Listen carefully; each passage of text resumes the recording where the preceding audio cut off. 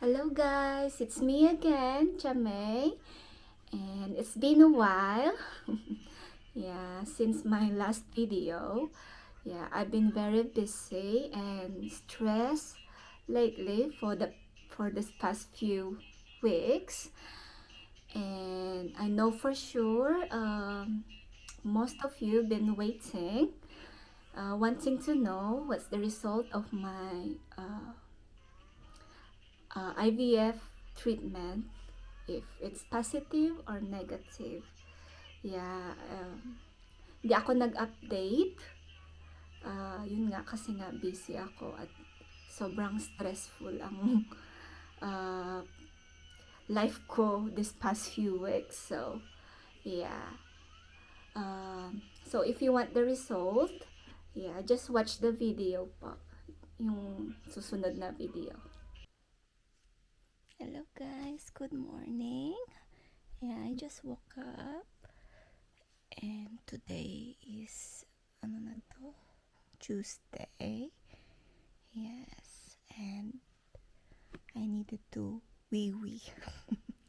Yeah. And my wee-wee has an important role or purpose ngayon.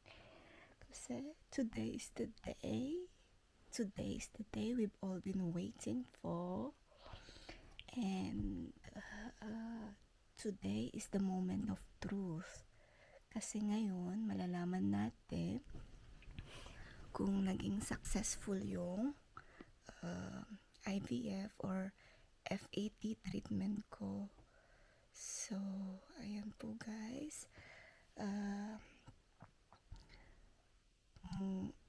As I was saying, yung wiwi ko has an important role or purpose ngayon. Kasi,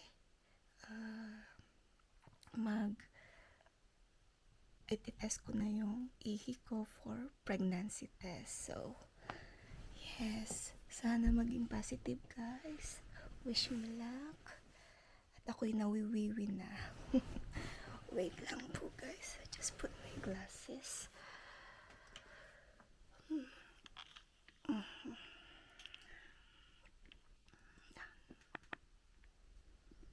Ayan.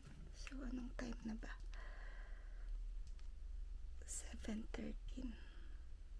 Ay, 14. 7:14 na ng umaga. Mamayang 7:30 gisingin ko na rin yung si Ashlynn. Tulog pa. Tulog pa ang aking anak. So, ayan, kukunin ko lang yung pregnancy kit at mag-test na ako ng wiwi ko. Asan na ba yan? Yeah, actually, hindi man ako nakatulog masyado last night. Yeah, kakaisip yung mangyayari ngayon. Malalaman natin kung positive or negative yung result ng aking embryo transfer. Yeah, so yeah, ano nang oras ako nakatulog kagabi? Mag-aalauna na yata. Kasi nga kakaisip, na-stress na talaga ako. So, today is the day. It's the moment of truth talaga. So, andito na yung kit. So, I'll see you guys in a minute. Ihi muna ako.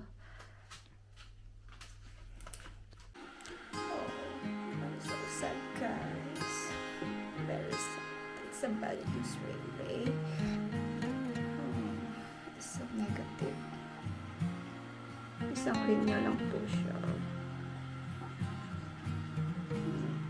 I've waited for 3 minutes or magpa 5 minutes na nga yata eh. Kaso, isang linya pa din. So, naiyak.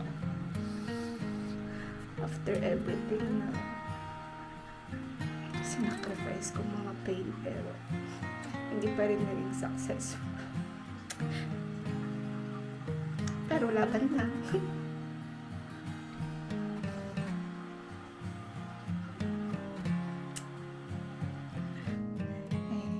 Tawagan ko sila mamaya sa clinic kung anong sasabihin nila. Yeah, kung back to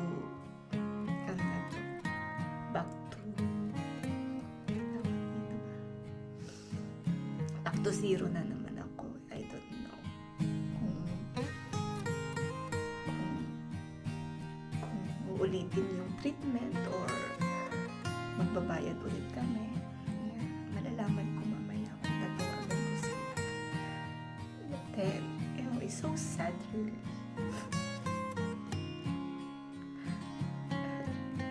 Still positive na magiging positive siya, pero ang tagal ng hinantay ko, negative na po siya. Isang ganyan po siya. So, yeah, sorry guys. Just being emotional kasi ang dami kong pain na naranasan na tiniis ko, pero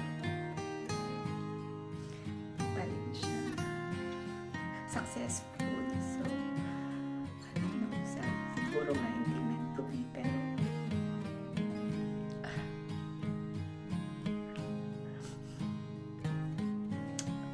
yeah, we'll see kung ano sasabihin ng fertility clinic mamaya. Oh, so sad. Napakasakit.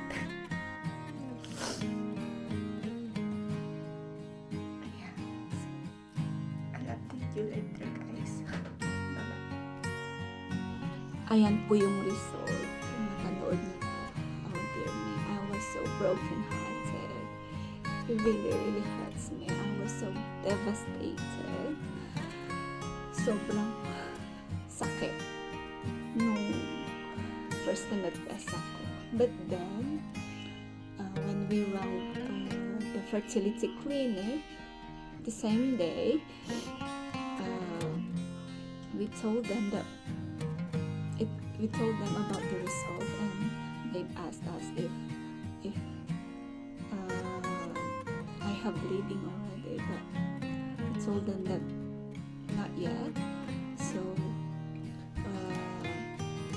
they advised us, since I have no bleeding yet, I need to continue my medications and injections.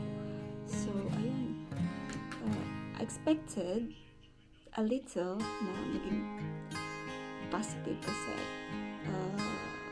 they told us to continue my medication and injections, and after a few days I need to check again.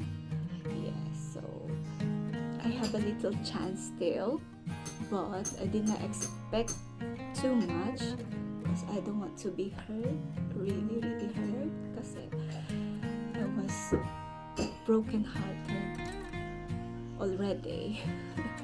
Yeah, it really hurts me because yun nga, I've been through a lot. But then, and ayun nga, I've continued my medications and injections. Yeah, and after a few days, I tested myself again. And yeah, ito yung result. Still negative pa eh. It's still negative, so yeah, we brought again the fertility clinic na we told them about the result again. So they booked us for an appointment with the consultant. Yes. Just for follow-up consultations. So yeah, and I have spoken to the consultant today, which is 17th of November. Yes, and he booked me for what's this one? What's this one?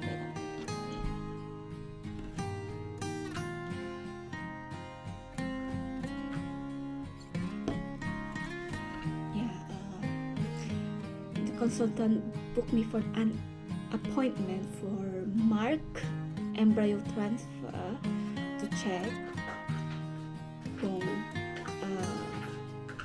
check if what's gone wrong with my embryo transfer. So he's going to check me on December, and they will ring me again to confirm what time is my appointment on that day.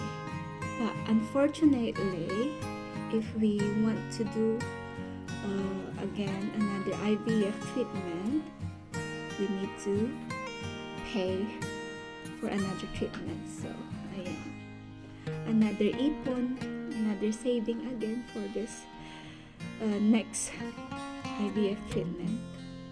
Yeah, but for now, I need to rest my body, rest my heart.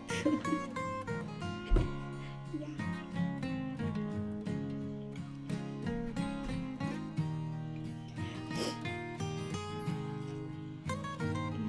It's so hard to accept, really. Yeah, I'm getting there, moving on. That's why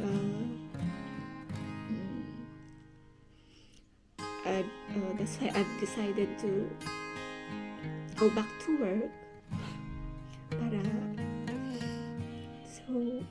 so ma-divert yung attention ko para hindi ako ma-depress dito sa bahay kakaisip. Yeah, at least dun sa work lang, may makakausap, ano. Yeah, but then I'm still sorry.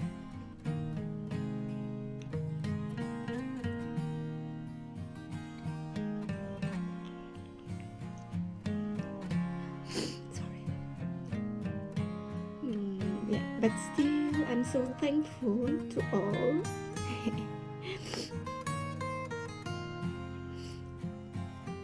who supported us in our journey. Yeah, really, I'm so thankful sa pag-pray ninyo, sa pag-cheer up sa amin, and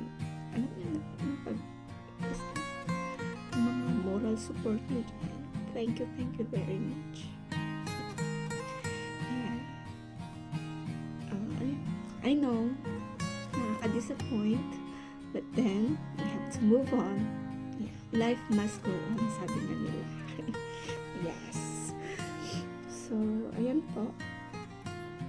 Pero sana sa next IVF ko, sana i-support niyo pa din kami. Yeah. So, ayan po. Pasensya na, naging madrama na naman ako. Yeah. Yeah. And hope you still support my YouTube channel, Jamay. Still keep watching my videos po. Yes. And yeah, sa mga hindi pa nagsusubscribe, please subscribe on my YouTube channel, Jamay. Like and share my video and press that notification bell so you will be notified with my new videos. So yeah, keep safe always, guys, and God bless. Yeah, life must go on at may pag-asa pa. Yeah, huwag tayong mawalan ng pag-asa.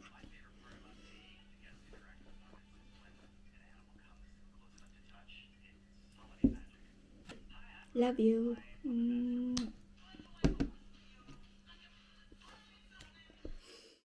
So, I've googled mock embryo transfer is at ito yung sinasabi ni Google.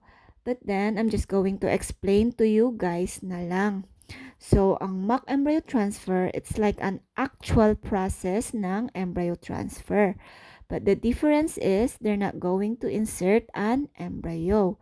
So, ang ginagawa nila, they're going to measure the length from the cervix to the uterus para malaman nila kung may magiging problema or sagabal sa pag-insert ng embryo.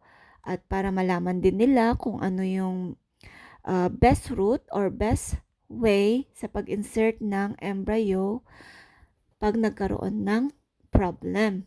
So, parang sa case ko, gagawin ito para malaman kung anong naging problema, bakit unsuccessful, at bakit hindi nabuo si embryo sa uterus ko.